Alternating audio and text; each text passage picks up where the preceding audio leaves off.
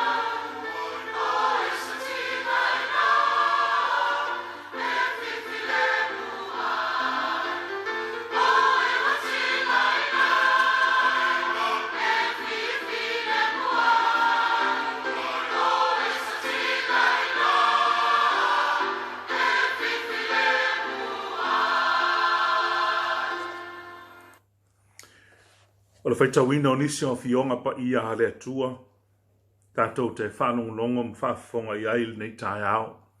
Ma ua mai whenga inga tuai le tusi mua Samuelu ono na mata upe sifuru ma tolu. Ana whai tawina ma le whai upu mua e whaangata le whai upe sifuru ma wha. Mua le Samuelu no na mata upe sifuru ma tolu. Ai whai tau le amata le amatanga se ia whaangata le whai upe sifuru ma wha. Se i whaafonga mai ia fionga pa ia le atua. E tasi le tausanga o le no wha inga Saulo. A o le tausanga e lua na whai ai o ia matupu ia Israelu. O na filifilia lea e Saulo o tangat o Israelu. E tolu afe. Sa ia Saulo afe e lua i make mase ma le maunga o Peteli. Sa ia Iona tana le afe tasi ki pea o Peniamina. A le nuu o titoe na ia na awi na atu i lato ia taitasi maalu ilo na fale ie. Ua fasia i ona tana le leo ngā Filistia sai ki pea. Ua whaalongo i ai Filistia o na ili ai lea o le pū e Saulo i le nuu uma.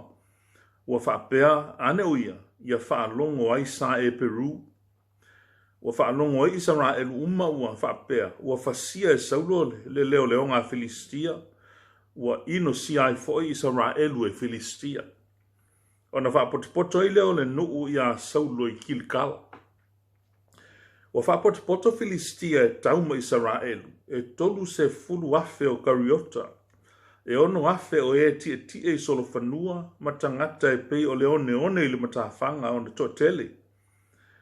Ua lato wonga e matola wapi meke mase ngā e o peta avene. Wa iloa e tangata Israelu ua pangatia i lato. A wa atu vale le nuu. O na la lafia i leo le nuu i ana. Ma le vao tala ma ngao ma olo ma walunga, ma lua. Wa sopo i atu fo i oritana e Peru, ngā o i le nuu o kato ma kiliata, a e nofo pea Saulo i Kilikala, o lo muli i ate ia le nuu uma ma li tete mu. O whaatali o ia yaso e fitu, o aso ia na atofa atu ai e Samuelu, a e le ia luatu Samuelu i Kilikala, ua ta ape fo i le nuu sa i ate ia. Na whaiane leo Saulo, au mai ia te au se taulanga mū ma se taulanga whaafetai. O na whaia lea e ia o le taulanga mū. Ua o ina a uma o na whaia e ia o le taulanga mū. Whaauta ia Samuelu ua watu. O na alwane leo Saulo e whaafetai ai ma ofo atu ia te ia. Ua whai mai Samuelu se alau mea ua whaina. Ua tali atu Saulo na ova ai ua ta apele nuu sa ia te au. Ma oe foi ua e le sau yaso na atofa ina mai, ma ua whaapoto Filistia i meke mase. O le mea lea na o whaapea ai, a nei e whaaifo mai Filistia i a te au i Kilikala. A ua o le whaatonga atu i a Iova, o na o whaamalosi lea, ma o whaia le taunanga mū. O na whai atu leo Samuelu i a Saulo, ua e lea i le mea ua e whaina. Ua e le tausia le poloa i ngā Iova lo atua na ia poloa i atuai i a te oe. A wana whai a whaatu mawina nei a Iova o lo malo i a Israelu e whaavavau. A ole nei, e le tu maulo malo. Ua sa i lia Iova se tangata mona e te tau malona finangalo. Ua poloa i Iova i a te ia e whai ma li i olona nuu. A ua e le tausia le mea na polo ai mai ai Iova i a te oe. Ia whaamanuia mai le tua i le tātou whaitau, whaalongolongo i lana fionga pa ia. Tu mau mailo na nganga e sanga whaamalama lama i a tātou. Ia mai e tu mau watu i a te ia lona lava finanga, lona lava viinga. Nei ma se i o tu lava i le whaavavau e whaavavau lava. Amene. Ua filifilia e whaima matua i le nei tae ao ni foi upu se tolu mai le tusi sa tātou whaitawina e a ngai iai ia se mawhauwhaunga whaale nganga mo i tātou le nei tae ao wha mai a whai upa sumal tasi whai upa sumal tolu mal sumal wha ua whai mai Samuelu se alau mea ua whaina ua tali atu Saulo na ova ai ua ta apele nuu sa ia te au ma oe foi ua ele sau yaso na atofa ina mai ma ua whaapoto Filistia i meke mase. Ona, wheatu leo Samuelu i a Saulo, ua e valea i le mea ua e whai. ua ele tausia le polo inga i ovalo wa tua na ia polo a ia tuai ia te oe. A wana fai a whaatu mawina ne ia i ova o lo malo ia Israelu e whaavavau. A ole nei, e letu maulo malo. O sa ilia i ova stangata mona e te tau malona finangalo. O polo a i ova ia te ia e fai maa lii o lona nuu. A wā ua e le tausia le mea na polo a i mai a i ova ia te oe. O le matua umile na, o fai upuna ua au mai mo i tātou, au mai eise fe au mo i tātou le nei tai au. O le manatu au tūua, filifilia mai fai upune i tolu e whapea. E onga ma whaavavau a fianga o le leo stai i le tua. E onga ma whaavavau a fianga o le leo stai i le tua. O le whaasoa whaanea nganga o le a sataruai. Na o tā uai le nuuleo Filistia. Leana le fina ngalo le atua e ui ei Israelu i tutonu awa o sila fia le leia le atua le mea tupu. Mai o la iei ni taunu unga le lei ono tu lai mai ia Israel. Ma le mafuanga le ana lai ona taita ina le atua no na nuu le toafa wa le ui Filistia. Ai ui anga il toafa ma nga ia tuai le sami ula ula. Le ana matua whaatali tonua ia le atua Israelu i lona mana sili ese na ia vaelua ina ai le sami ula ula.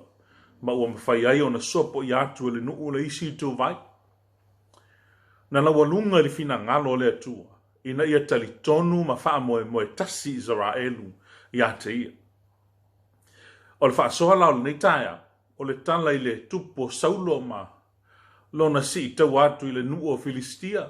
O le tala i nei, pea ama le wha se lau tau sanga talu ona tau nuu le whainga malanga Israelu i kanana. Ma o lea foi ua tō fia saulo e whai maulu wa i tupu o Israelu ina ua mae ale paia inga o whaamasino e.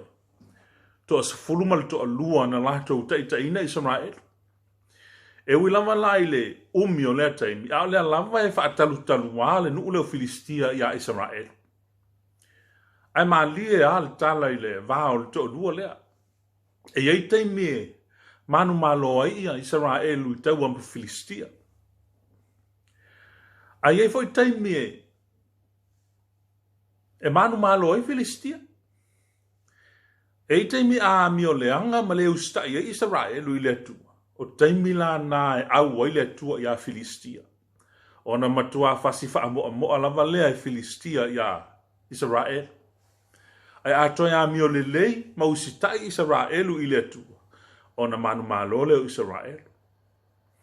O le mata upu le sifuru maltolu o le tusi mua Samuelu sa tātou whaita wina. O le tala e le isi foi o taua.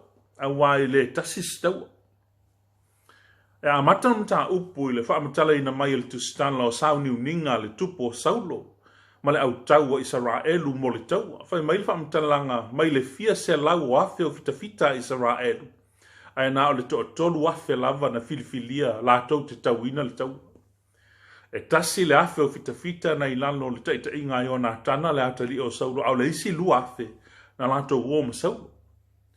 Wa melitana e na wha amanu ia ina le tau mawhainga ai o na tana ai o saulo. Wa iai na i mea wa wha le tonu. Wa avea le wha amanu ia ina o tau mawhainga ai o na tana malana vaenga. Ma mafua anga na matua wha poto ma ia ila u tau Filistia ma o lato soso whai Israel. E se oso fa inga matua malosi. Ma o le ala ua, wa ai atu saulo, o mea masei mea ia wa tupu. Wa solo muli ma ua so sola lana vaena. Wa saule la ngona popole ma le fefe o saulo. O leo o mai o la ngona le mautonu ia saulo, na ia fai ai le mea se luma o le atua. O le mea se en fai e saulo.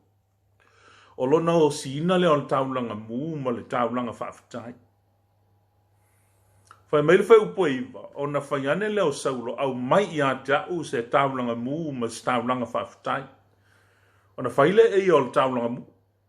E taunu watu Samuel, ua uma o na osi e saulo le taulanga.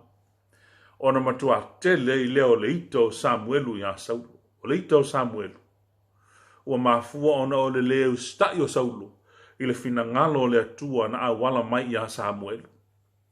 O le whaatonunga Samuelu ia Saulo, o loo tu sia mata upe sifuru. A o lona wha upe valu o le tusi lava le neia, mo Samuel. Wha mai Samuelu ia Saulo. E te mua ifo ia te au i kilikala. Whauta fo i o te alu ifo ia te o e whai ei taulanga mu. Ma sa uni taulanga whaafitai. E fitu aso e te whaatali ei loo watu ia te oe. Ma o whai lo atu ia te oe. Le mea e te whaia. Ai fōringa mai wa le whaia e Saulo e peo na polo i nai oia. O le ua whaila na pule whaitalia. Al whaatino ino na pule ma tua se i sini. E onga wha le tonu wa tūla i mai le mea tupu mua. Mua le whaatali Saulo se i taunu o mai Samuel. On whaatino ina leo siina o taulanga. O leo siina o taulanga. O le mea le patino ia Samuel. O tūna whono le tua na tu uina ia Israel. O le whatu ainga tausi le patino i le au salevi. Le e ia ila ua staulanga i Samuel. O Saulo. E le o seo staulanga. I le whaapea o ia o le tupu o na whaapea le pule ia i le mtafa i o tausi le al au staulanga. E le ai. Malama lama le iai Saulo le mea le apeitai. Ua fōlinga mai ua au maila na pule whaatupu o Israel. Na te pule ai mea e le te tau ia te ia o na ia lotea. Ua lote Saulo mea e le te tau o na o ia ilo na malosi. Lua. Ua leo stai Saulo le whaato nunga mai le atua. Na awala mai a Samuel. Tolu.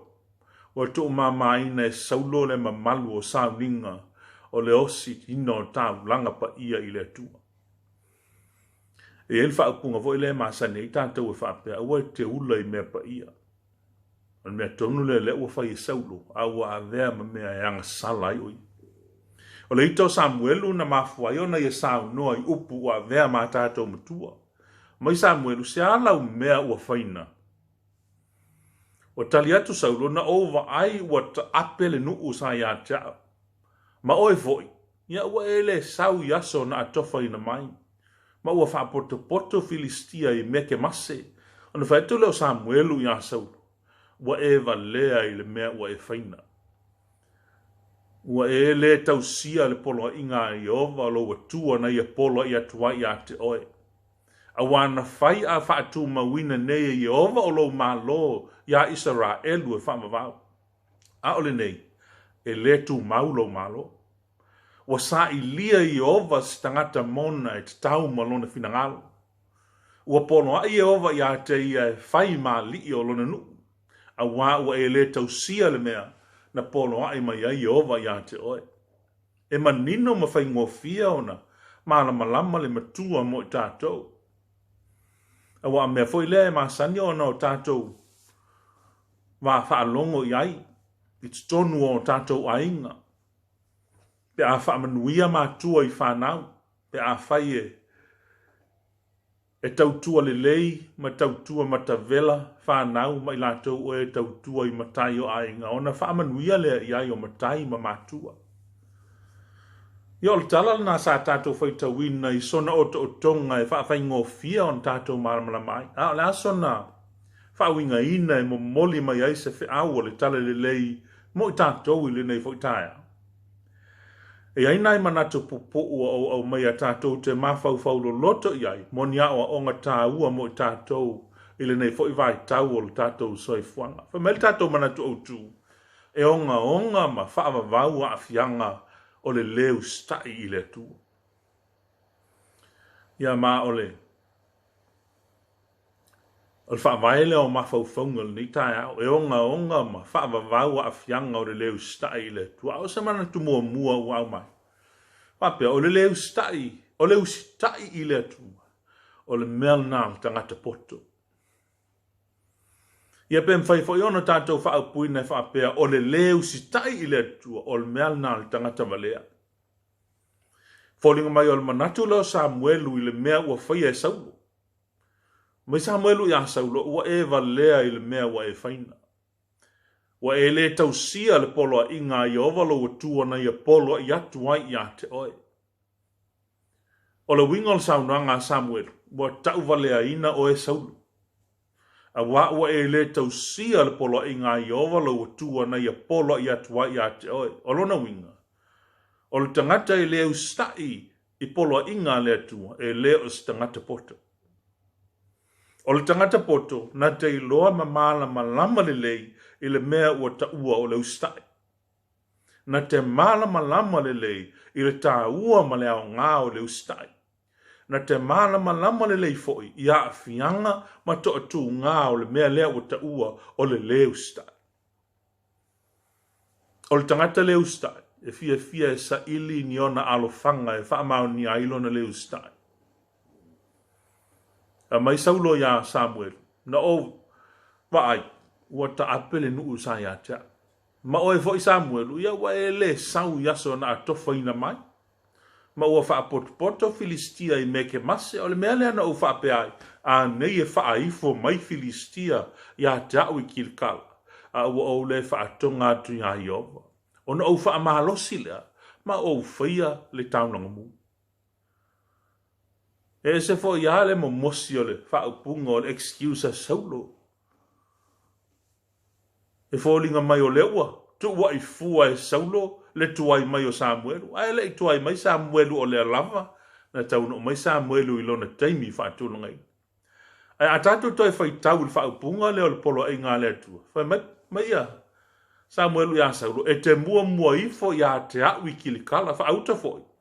O te aluifo ia te o e whai ai taulanga mu.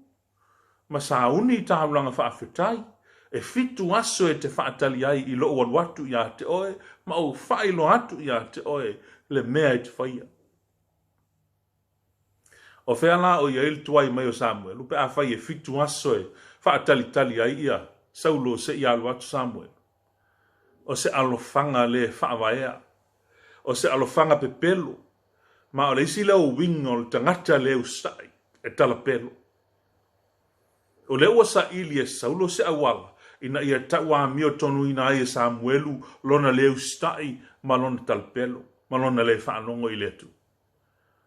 O le tangata leo stai e le ngata in tamu whai e sa ili sona la fitanga. E le maua foi o ia il mea lea ua taua o le onsai. E le isona onsai. E ino le mele o ta ua o le whatali. Ai fia tele le mele o ta ua o le whanatinati.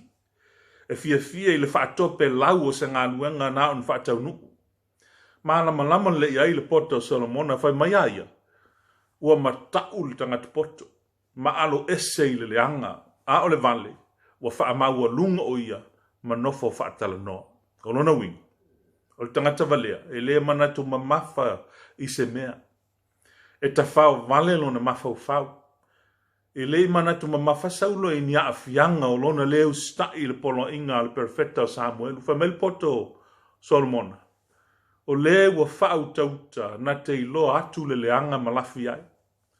A o e ua whaingo fie. E o atu pea i lātou. Wha salaina lea.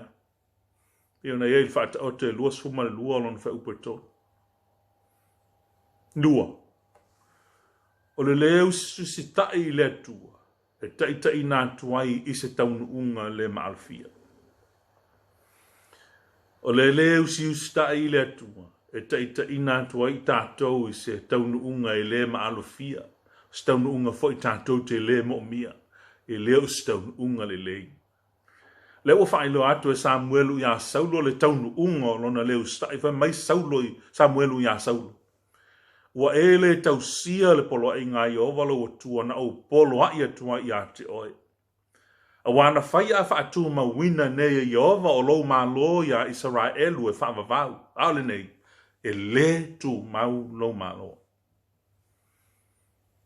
O le taunu unga e le ngata ina le manuia. Ai o se taunu unga fo i e le ma alofia. Le ma whai ona alofia e Saulo le taunu unga lea. E le ma whai ona to e suia le whai unga wa whai. O se taunu unga e whaavavau o na awhianga. Pe ona whai mail tātou manatu au tu e onga ma whaavavau a awhianga o le leo stai i le atu. O le awhianga o le leo stai o Saulo. E le tu maulo na malo.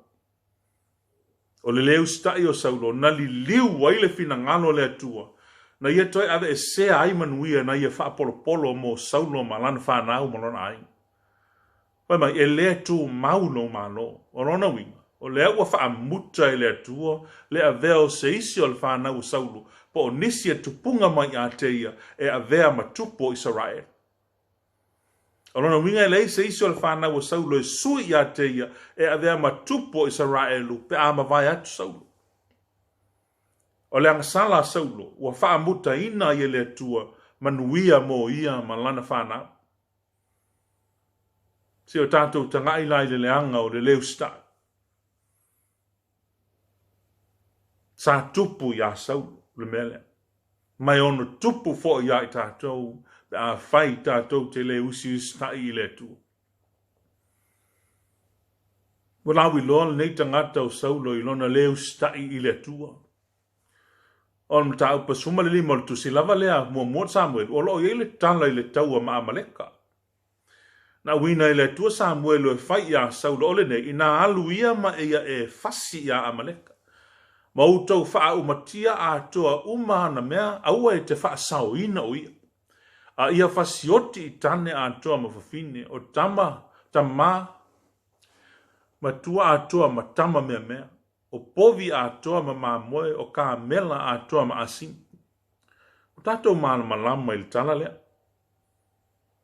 Na whanonga tā fo i Saulo. Na matuati ngā ai le fina ngalo le atua. Mai whitalai ngā le atua. Na whitalai mai leo le atua ua o sala mō ina ua o tōwhia Saulo e whai matupu. A wā ua ia li liu ese ia te au. Mana le whai uina upu. O ua ti ngā ai Samuelu wā o ina le pō. O wala au pe o ia ia i ova. Wai atu Samuelu ia Saulo. E tusa e au na fia o Iova i taulanga mū ma taulanga. I lona fia i le whaalongo i le siufongo i Iova. Whauta o le whaalongo e sili lea i le taulanga. Ma le usi ustai e sili lea i le ngā o mamo e po. Pia ona i aile mta upa e sfuma le lima. Tolu. A e usi ustai i le tua na te whaatuma wina o e whaamavau. Whaamanuianga lea na whaoa mai e lea tua mai a Saulo. Whai mai Samuelu i a Saulo. Na whai a whaatuma wina nei e Iova o lo malo i a Israelu. A ole nei e lea tu maulo malo. O sa i lia i Iova stangata mona e te tauma lona finangalo. O polo a i Iova i a te ia e whai mali i o lona nu. A whai e te whaalonga tai le tu. Ia ve sele mea wa ia te oe. Ai avatu i se istangata e te tauma lona finangalo. Ana tausia e Saulo le polo a inga lea li se manu e whaatuma wina i le atua. Manuia uma e te tau mo le tangata ustai. E manuia ia, e manuia ai malan whanau peitai. I le ole mea na antupu. Ma ole se senga tele leo Saulo mtavita. E a Saulo e whaalongo ngā tā i lea tua, ai a tā vita e au ngō fie o stai ma whaalongo i lea li. E o ngā sala tā vita na o tātou malama iai. A o ia o le tangata sā sala mō, ma ua ia whaatua ma whaamoe i lea tua. Lea ua whaamanuia ina ai, o ia whamaile poto Solomona, o le tau i o le whaamaulalo, ma le matau ia Iova, o le oloa, ma le vi inga, ma le ola. Pe ona iai whaata o te lua suma lua o le whaupa wha. O mai Saulu, o sa i lia Iova stangata mona e te tau malona finangalo. O polo a Iova ia te ia e whai maali o lona nu. Fia lea tua i tangata na te whaamanuia. Tangata sa ilima whaatalitali i a te. Fia lea tua na te whaamanuia tangata na. A whai e tau sta i lea tua. O na ia whaamautu ina leo i tātou e whaamavau. E le i tō mau le mālo Saulo. Ai ua whaatuma wina i lea tua le mālo tā vita e whaamavau. Ma ua ia whaataunu wina le nāwhora wholanga i ala i a Jesu Kirisi. O Yesu Keriso ua whaalupeina foi o le alo o tāwita. Wana ia tupunga mai a tāwita. O ia o le tupu o tupu ma le alii o alii. O lona maa loe tu mau e whaamavau. Whaamavau le alea e tā ue. Na ue le tua ala ia sau. Na whai a whaatu mawina lo maa loe Israelu e whaamavau. A ole nei, e le tu mau lo maa loe. Le ua whaoa ese le atua le whaamavau lea mai a saulo. A ua ia fōa i atu i a tāwita o le tangata e tusa malona finangalo. O le tangata e sa ili i a te ia. O le tangata e usi ustai. Mal manatu mulmuli. Fia le atua ma whaatu mawina i tātou. Pe a tātou whaamoe moe i a te ia. O le whaapo ngai leo le anga sala saulu. Wa ia le whaamoe moe i le atua. Na ia wa ai i mea tau whaafefe ia o si o mi ai o ia. O na la ngona leo lona fefe vale. Ma ua ia whai ai mea i le te tau o na ia whaia. O ia whaavave vave o na osi le taulanga. Ai wa avea ma mea wa anga sala ai o ia. E leo sana matafa ioi lea. Wa umona tu mata manga i lea tua tiute matofi o on tangata. O se solia ia tu la fono. O lona i unga o le oti. A wae leu langia lea tua. Leo tamu whai saulo e toso mai lea tua i le mea waia mana o ai. Ai wa punitia lana wa ai i le tāua i lea tua o le tangata whaatua tua. Wha maoni ma le tangata wha moe moe tasi i lea tua. The one who trusts God. I le mawhai e stangata o na ia toso i na mai lea tua i se mea mana o ai. A wā o le tangata o lea tua e pa ia o lona finangalo foi i na ia whaia lea. Manga nā ua tusa le mana o le tangata. Ma le finangalo pa ia o lea tua. Tele taimi o le tātou toi fuanga tātou te whewhewe vale ai. I toa tū ngā o le lalolangi. Ma o le tātou popole vale ua avea maala e tō sina e se ai le tātou wa ai ma le whaamoe moe i lea tua. Ma le mele ana tupu i a saulu. O ia whewhe tele le vai atu le matamata ito le autau o Filistia. Ma ua avea maala ua pule ia ia i le tāua o le tausi le polo inga lea tua. E mawhai e lea tua o na ia fō ia o tātou whawhitau. E o ai wha mai lea e peon tātou whea ngai nei vaitei. Tātou te wha tino ma whaia pui puinga ua tuina mai e le mā lō mo i tātou. Ai le te tau ai pea on ave e sea le taula i atu o le tātou wa ai i le tua. O ia na te wha manuia ma wha tuma wina i tātou. Panga lava le mae o saulo ua le wha tuma wina i lo na mā lō. O le se isi o lana whanau na te whaawau lana nofo inga. O le awhianga o mea na ia whaia. Wa whai na ile vea o stasi o lana whanau matupu o Israel. Wa tā poni ale leo stai o saulo le tu ina atu o whaamanu yanga mo lana whanau. O lana winga. Whai unga tātou te whaia le teiminei e a whiai o tātou a inga ma tātou whanau le manai. E tali mai lava le atua i lona taimi malana whaita lia wha le atua.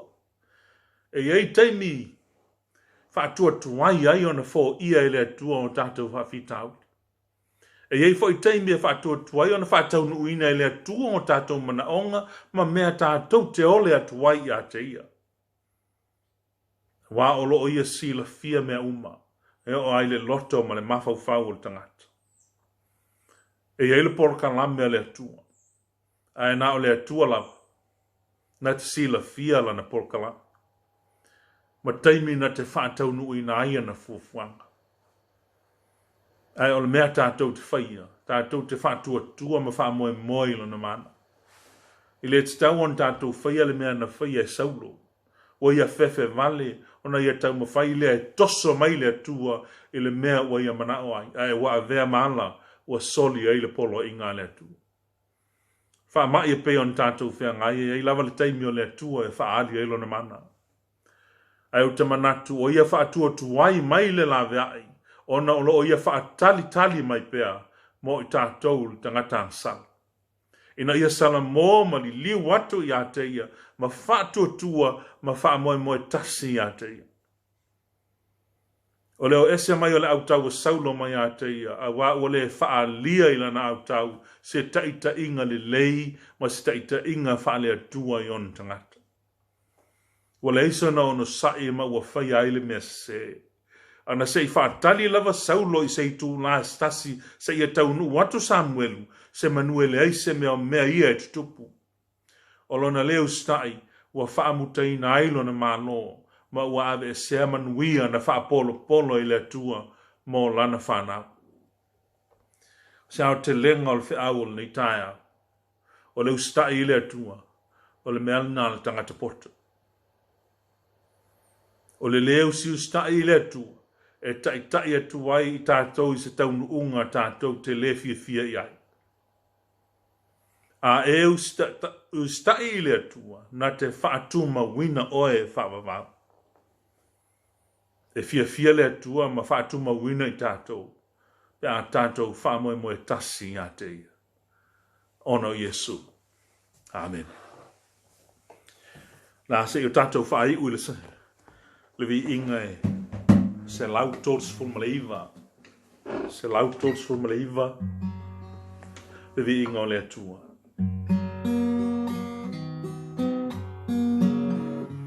O le poto mai le langi, o le poto sili lea, o le poto e mama, alugi fo le tama, vai tau le tusisa, o le tusi e aonga, poto moni lena, e ola i le anganga. Ia tatou ana, mo le poto e aonga, o le poto mai luna, e mawai le ola, vai tau le tusisa, o le tusi e aonga, poto moni lena, e ola i le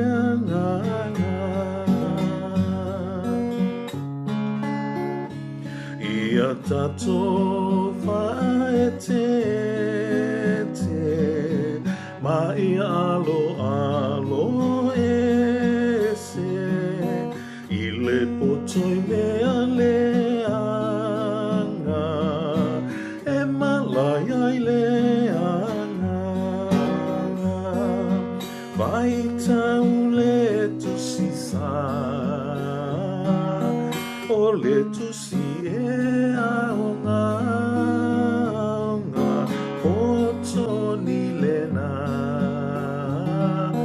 e ola i leanga.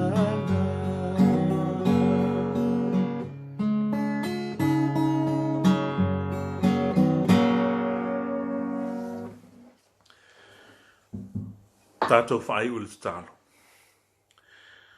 Lo mātou tua pa i ae. Ia fo iatu ia te oelo lava vi inga e whaavava. Wa mātou whanongonongo i lau fionga pa ia i le nei tae au.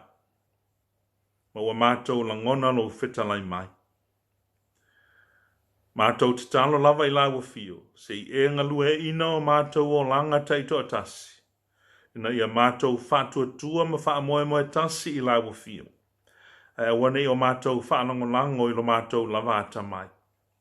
Fio mai tātou te whaatasi, se ia o oile whaai ungo le nei wha moe moe. Ia e maise foi, ia mātou sao whanga atu i le ola e whaamavau. Pe ona ua uma ona e sao nia mō i mātou. Talo lea e wala ia e sūlo mātou o li i ma le whaona. Amen. Ia o se, whamoemoel nā mo I tātou I le nei fwoi tāi au, e tel tonu o manuia lau, whawhonga, whamanuia atu ai voi I le nei aso ma, vaenga o tutoe, ia e maise o le nei vai aso, ia ma fuafuanga o le a tātou whenga iai, soifua ma ia manuia. Ni lena, e ala I le anganga.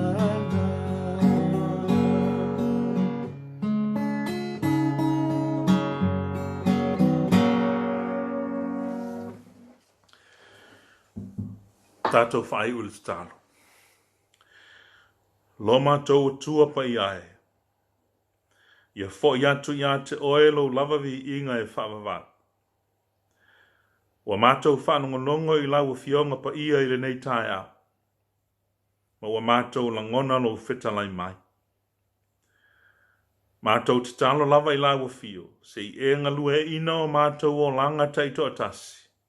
Ina ia mātou whatua tua ma wha moe moe tasi I lau fio. E wane o mātou whanongolango I lo mātou lava ata mai. Fio mai tātou te whaatasi, se ia o oile whaai ungo le nei wha moe moe. Ia e maise foi, ia mātou sao whanga atu I le ola e whaavavau. Pei ona wa oma ona e sao nia mo I mātou. Talo lea e wala ia e sulo mātou o li I ma le whaona. Amen.